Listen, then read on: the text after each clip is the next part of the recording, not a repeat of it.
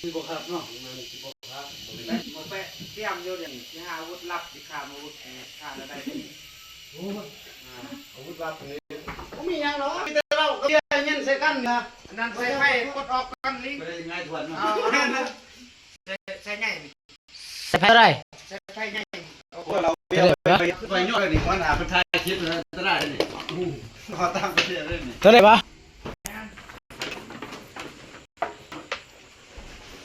กูปีกว่าสุกแล้วเพราะว่าเนาะเรื่องสูงเรื่องแน่กัน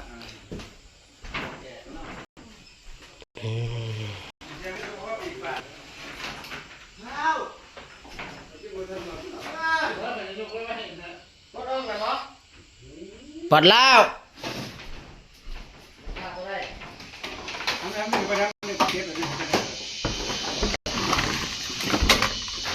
โอเคด้านหน้าด้านหลวง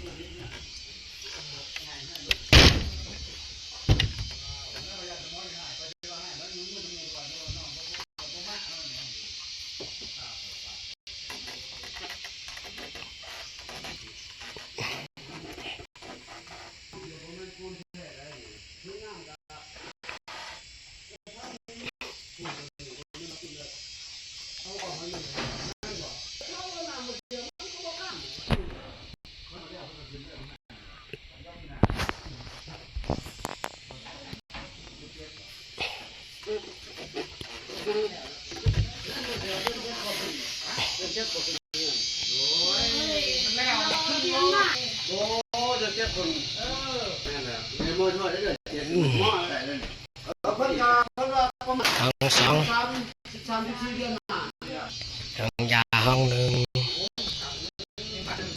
ยังเหลือห้องสองเนาะห้องสองกับห้องสามนี่ห้องสาม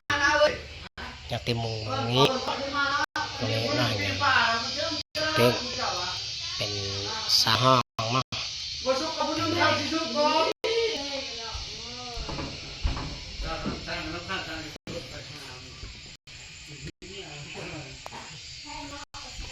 เรียบร้อยเบิด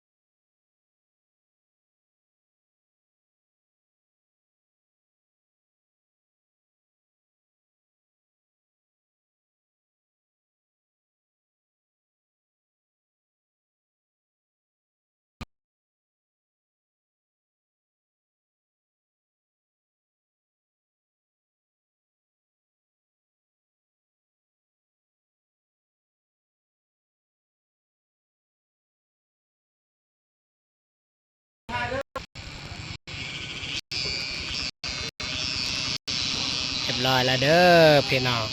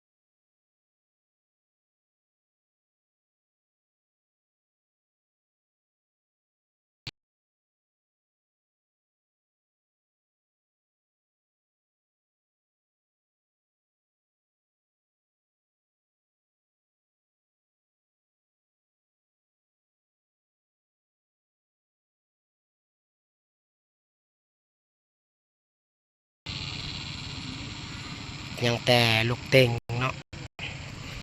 ถ้าเบิ่งลูกเต็งกับขันได้โอ้ยเรียบร้อย